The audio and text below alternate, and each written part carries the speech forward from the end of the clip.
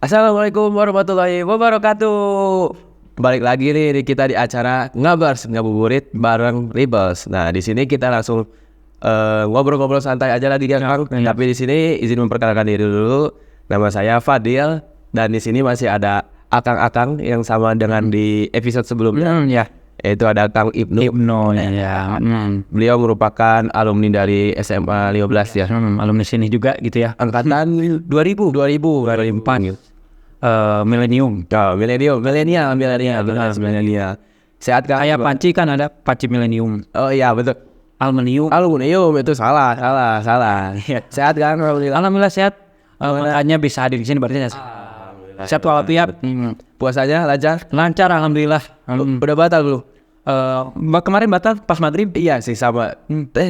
Jam 6 kita batal ya Pak ya. Alhamdulillah puasanya juga lancar ya. Teman-teman juga mudah-mudahan lancar semuanya puasanya gitu ya. Amin. Buat teman-teman juga ya selamat menjalankan ibadah puasa. Semoga puasanya dikuatkan gitu ya. Dikuatkan lancar berkah gitu ya. Ditahan benar-benar hawa nafsunya. Harus stop godin-godin, jangan godin-godin lagi. Mokel kalau sekarang Mokel ya. Kalau itu apa? Kayak ya sama kayak godin, cuman kayak lebih gaul gitu namanya. Ya mokel. Nah sekarang kita langsung ngobrol-ngobrol aja. Kalau sama Altaf kemarin tuh ngobrol-ngobrol itu tentang hal-hal yang membatalkan puasa. Iya. Tapi aku di sini mau coba tarik dulu secara general gitu. Karena penasaran gitu kan aku orangnya. Jadi kenapa sih kita tuh harus berpuasa dan gimana sih cerita dulunya gitu diperintahkan kita untuk berpuasa tuh gimana gitu. Gimana gitu ya. Nah, puasa gitu ya. Puasa dari mana dulu ya? Awal puasa gini sebenarnya ya. Sebelum Al-Quran kan surat sebelum turunkannya kewajiban puasa Al-Quran surat Al-Baqarah ayat 83 yang sudah masyhur kita tahu ayatnya bahwa ya ayyuhallazina amanu kutiba alaikumusiyam kama kutiba alal ladzina min qablikum la'allakum tattaqun. Telah diwajibkan kamu berpuasa gitu ya. Intinya sebagaimana wajiban orang-orang sebelum kamu gitu. La'allakum tattaqun agar kamu jadi orang bertakwa. Artinya di sini bahwa puasa ini telah diwajibkan atau telah disyariatkan kepada orang-orang sebelumnya, kepada umat sebelum Nabi Muhammad. Jadi cuma syariatnya mungkin berbeda gitu karena berbeda nabi, beda pembawa syariat, beda syariatnya. Jadi emang udah dari sebelum umat Nabi Muhammad tuh udah ada puasa, puasa. Beda syariatnya. Gitu. Kayak Nabi Nuh itu berpuasa. Nabi Nuh ketika bahteranya sudah mendarat gitu ya, udah mendarat karena kan ada diuji Allah itu tsunami, banjir bandang gitu ya, kayak tsunami lagi ya banjir bandang. Nah sudah mendarat, sudah aman semuanya, maka Nabi Nuh juga puasa. Gitu. Puasanya seperti apa? Yang jelas beda dengan puasa kita sekarang. Tapi sama intinya gitu berpuasa gitu. Syaratnya berbeda gitu. Apakah memang kayak sekarang dari terbit pagi sampai terbenam matahari atau gimana gitu. Itu beda syaratnya pokoknya gitu. Tapi istilahnya sama begitu menahan hawa nafsu, untuk menahan diri kita lah istilahnya. Untuk lebih takwa mendekat diri kepada Allah. Oke. Nah, kadang kalau misalkan aku tuh pertanyaan simpel kayak tadi itu penting gitu menurut aku karena apa?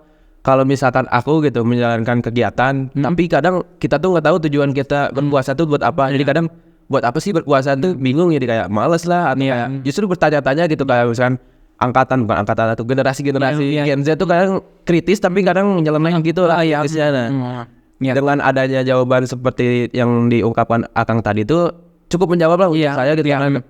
Jadi berpuasa tuh emang udah ada dari dulu gitu dan tata cara berpuasa tuh berbeda tapi emang udah disyariatkan untuk berpuasa gitu. Ya, tujuan utamanya adalah takut agar menjadi orang yang bertakwa. Lalu kapan awal mulanya disyariatkannya puasa wajib ini Ramadan ini kepada umat Rasulullah SAW? Nah, awal mulanya itu pada tahun kedua Hijriah. Tepatnya tanggal 10 Zulhijjahan gitu lah. 2 tahun setelah Rasul hijrah dari Madinah ke Madinah baru diwajibkan berpuasa dan setelah itu dengan syariat Nabi Muhammad SAW. Oke, dapat insight baru baru. Nah, kan kita tuh udah berpuasa nih dari mulai terbit fajar sampai terbenam matahari gitu kan, udah berpuasa sampai dari siang sampai maghrib. Kita udah habis itu ada sholat maghrib, habis itu ada sholat isya dilanjut dengan tarawih. Ini tuh suatu bukan fenomena ya, tapi suatu ciri khasnya gitu. Kenapa di sholat tarawih itu ada berbagai macam, ada yang 11 rakaat, ada yang 23 rakaat. 8 sih ya, tapi sama witir di 11. Nah, itu tuh kenapa bisa terjadi ada perbedaan seperti itu sih gitu?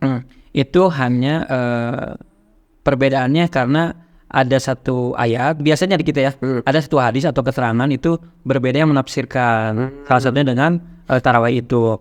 Nah, yang benar mana gitu ya? Yang 11 atau yang 23 gitu ya. Kadang di kita tuh banyak perdebatan, kadang milih-milih, ini mah yang kita yang ke-11 yang 33 ini hayo yang mendapatkan tarawihnya itu tadi gitu. Jadi bukan tarawih jadi tarawih. Jadi tarawih gitu ya. Nah, yang benar mana dulunya benar. Cuma kalau Rasulullah SAW yang hadis oleh Siti Aisyah gitu ya, istrinya Rasulullah SAW, bahwa Rasul itu tarawih itu mau di bulan Ramadan, Qiyamul Lail beliau itu mau di bulan Ramadan atau di luar bulan Ramadan itu 11 rakaat. 11 rakaat yang dilakukan oleh Rasulullah itu.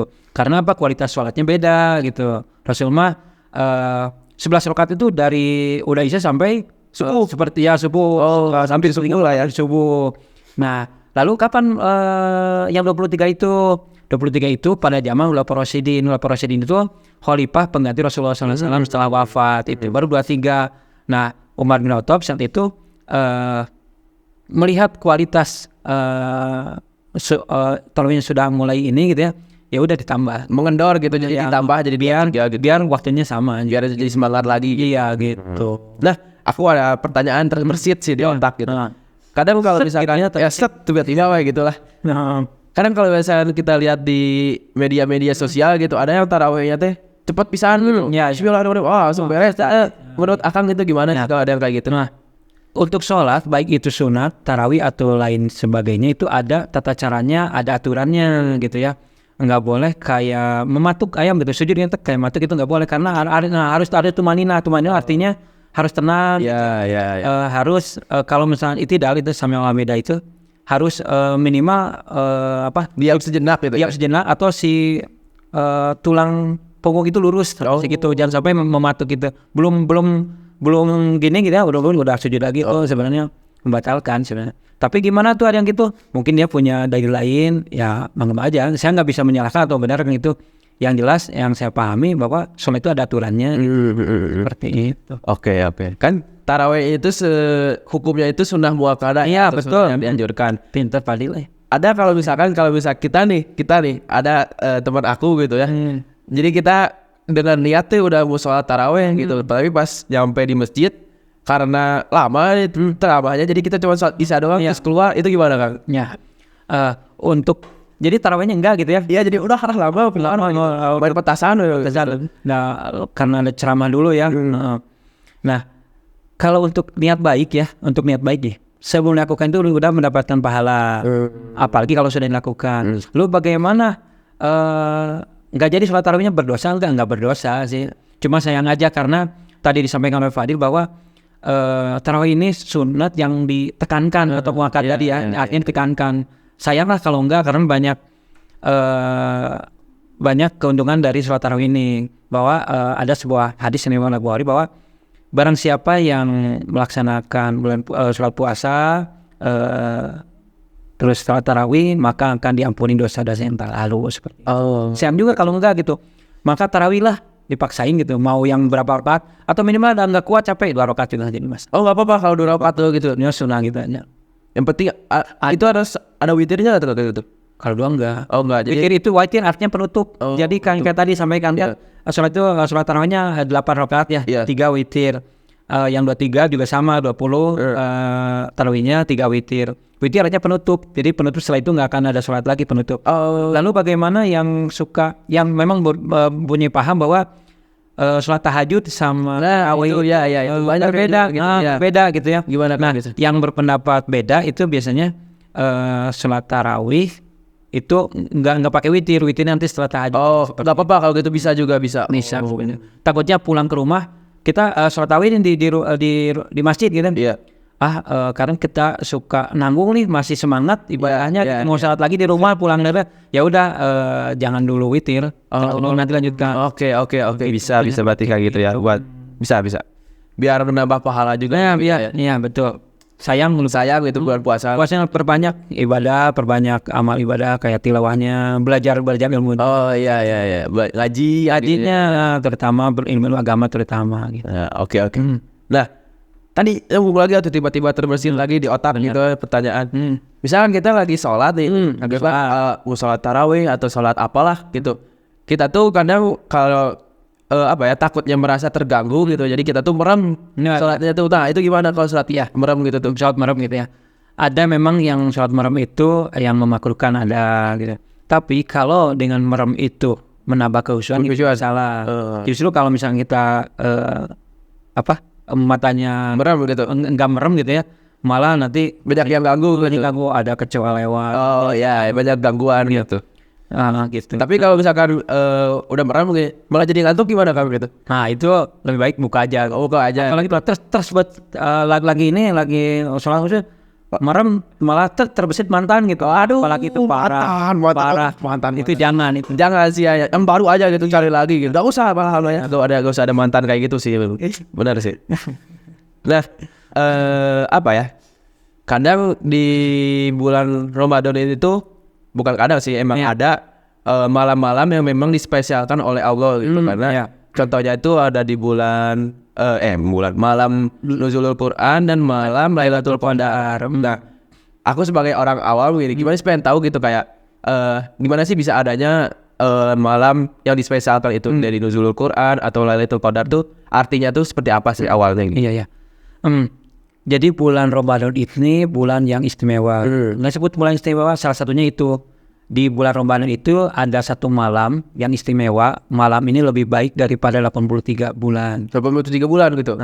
Hijriah atau Masehi? Atau bebas. Oh bebas lah berarti.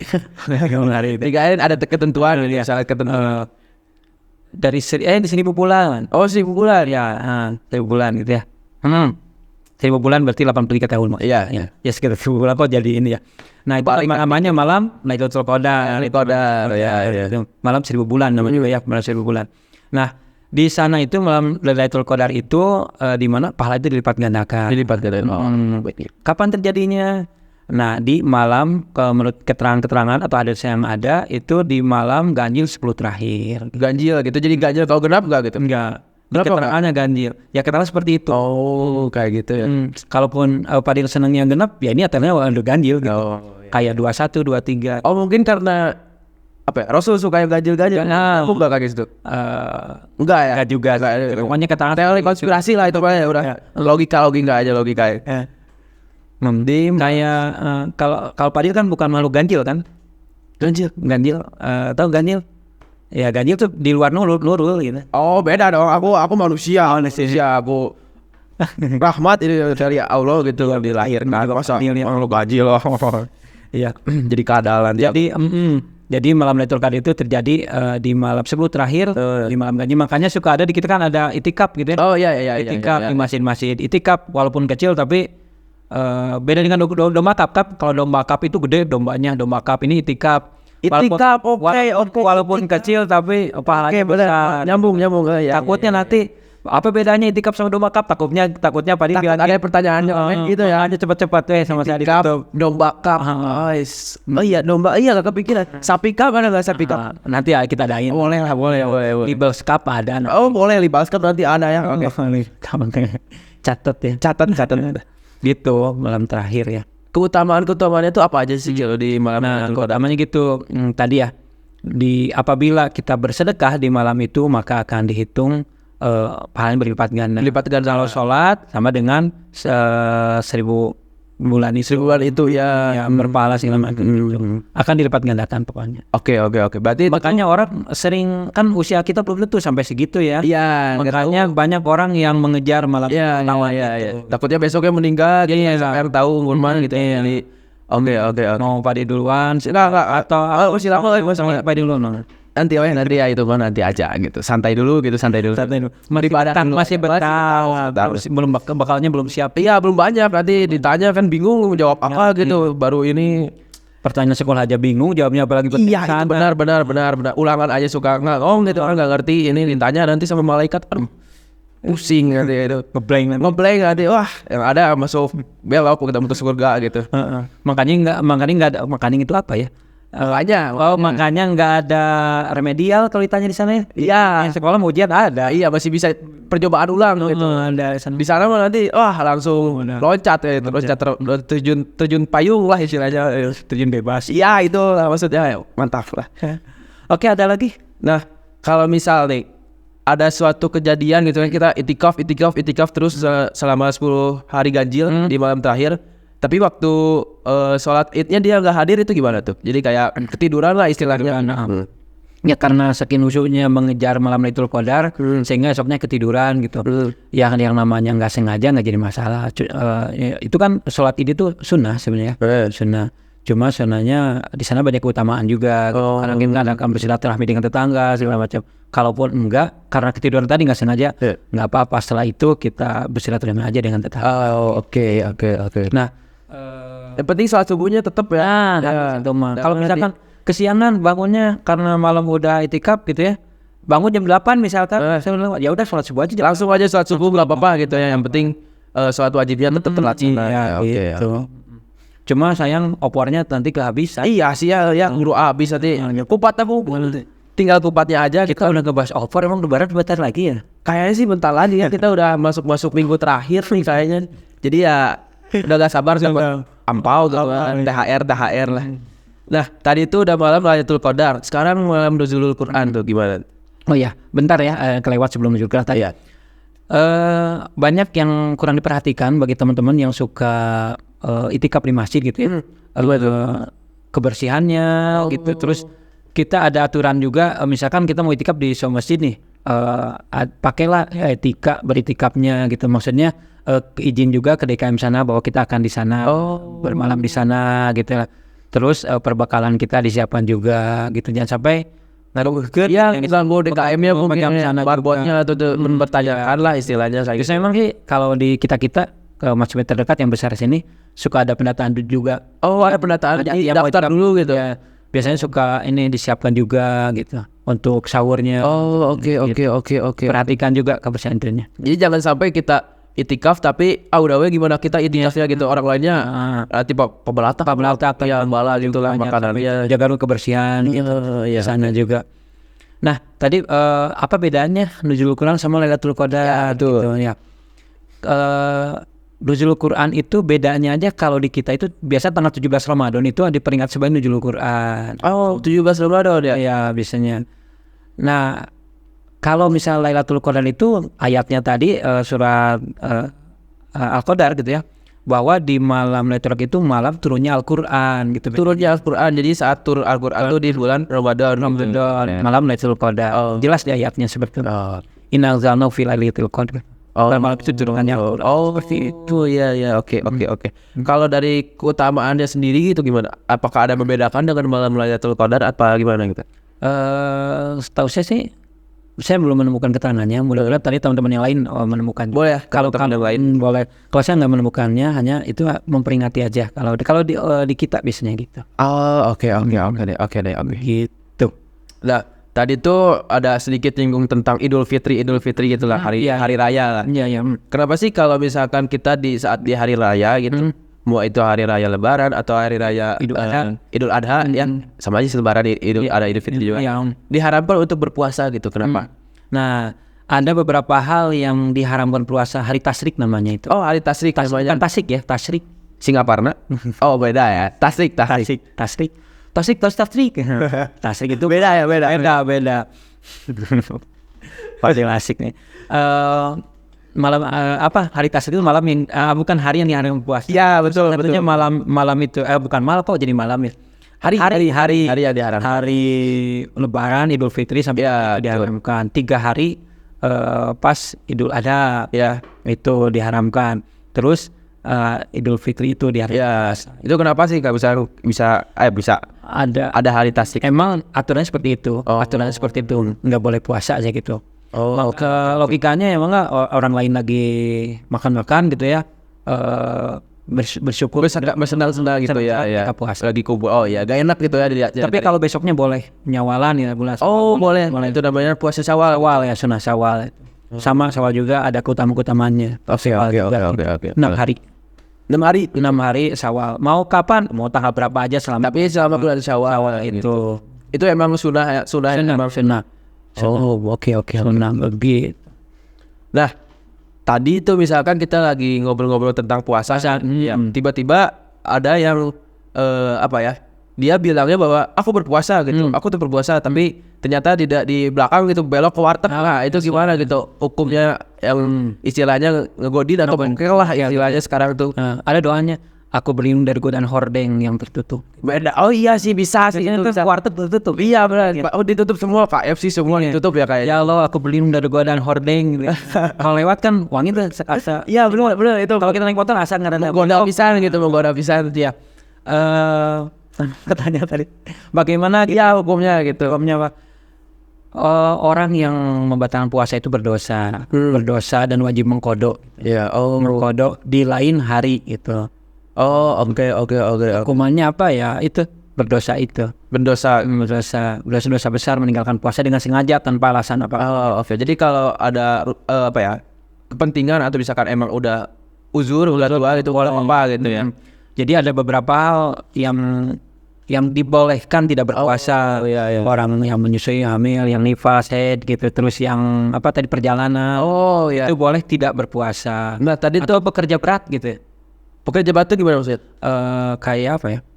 Tukang bangunan gitu adik kita ya. Oh iya. Kalau misalkan dia berbuka mengganggu kerjaannya. Tapi kalau kuat lebih bagus. Oh jadi kalau misalkan gak kuat mendingan buka aja gitu. Tapi kalau memang nanti diganti. Tapi kalau memang kuat gak apa-apa gitu. Kemampuan diri sendiri aja paling ya. Gitu.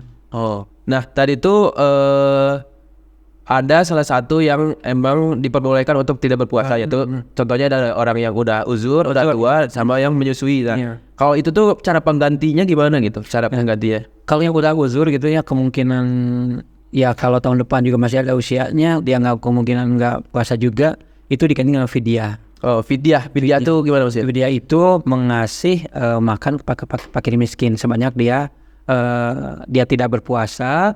Dan takarannya gimana? Takarannya sebesar dia sehari nggak puasa sih gimana? Oke. Misalkan kalau diuangkan 10.000 atau 15.000 ya segitu aja. Hitung sebesar dia makan gitu. Dikira-kira misalnya porsi berapa gitu. Misalnya Oke. Atau pakai cebannya. Pakai ceban boleh kayak gitu tapi tergantung dari kitanya gitu. Misal biar praktis pakai ceban aja. Buat dibagiin kita pesan pakai ceban boleh aja. Oke. Gitu. Nah sedikit agak nyambung lagi sedikit terakhir ya ke puasa. Atau kemana nyambungnya? Puasa tapi di akhir gitu. Iya. Nah Lebaran nih pasti ada kewajiban membayar zakat. Nah itu tuh kenapa sih gitu? Ya wajib zakat fitrah ya? Ya zakat fitrah itu wajib hukumnya ya. Zakat fitrah ini wajib hukumnya dikeluarkan oleh oleh kaum muslimin gitu ya. Itu batasnya sebelum sholat id. Sebelum sholat id? Sebelum sholat id. Jadi kalau udah sholat id nggak dihitung. Nggak boleh ya gitu. Berarti udah hitungnya udah sedekah biasa. Sedekah biasa aja gitu. Itu wajib mau anak-anak, mau yang udah balik udah balik atau udah dewasa itu harus udah berkeluarga gitu. Siapa yang menanggungnya ya orang tuanya. Tapi kalau misalkan ada dari anaknya sendiri udah bekerja gitu gimana? Lebih bagus. Jadi misah lah gitu ya. Itu zakat fitrah ya. Besarnya segimana? Kalau di kita ketentuan 2,5 sekitar berapa kilogram kalau di beras ya. Kalau diuangkan ya sebesar harga beras itu biasanya pemerintah dipukul rata biasanya standar bisa kalau pemerintah. Berapa gitu 1 kilonya berapa jadi 2,5 kilo aja. Oke. Nah itu zakat fitrahnya emang kita diserahkan ada badan khususnya atau emang kita boleh sendiri gitu ke yang membutuhkannya? Ketentuannya boleh sendiri, boleh ke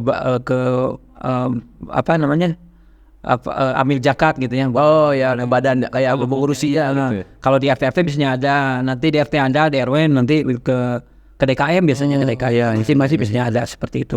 Atau saya mau sendiri boleh aja, sah aja. Sah boleh. Niatkan dalam hati kita membayar zakat. Misalnya di tetangga kita ada yang memang kekurangan, ada anak yatim atau fakir miskin dikasihkan. Boleh berarti boleh. Justru itu ada yang sebuah keterangan justru lebih ini katanya lebih lebih afdol. Lebih afdol gitu karena ada sebenarnya seperti itu dibutuhkan gitu ke orang ya. Oke deh, oke. gitu.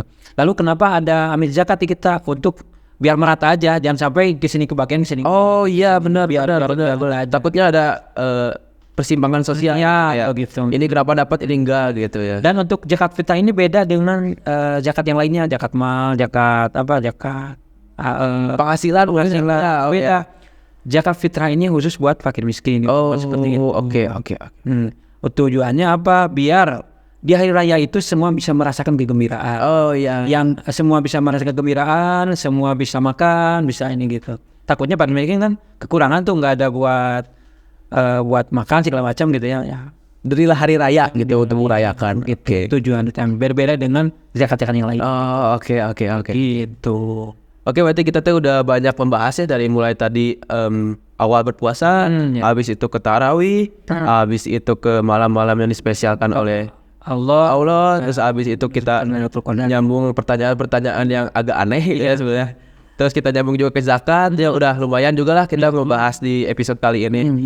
Mungkin kita cukupin aja dulu segini lah ya. Boleh lah, kita bertemu lagi aja. Oh ya, buat teman-teman selamat berbuka puasa, semoga amal ibadah yang dilakukan di siang hari itu dapat diterima ya. Allah. Jangan lupa berbuka dengan yang manis ya biar tenaganya makin kuat gitu ya. Yang mana contohnya kita di sini ya. Iya betul.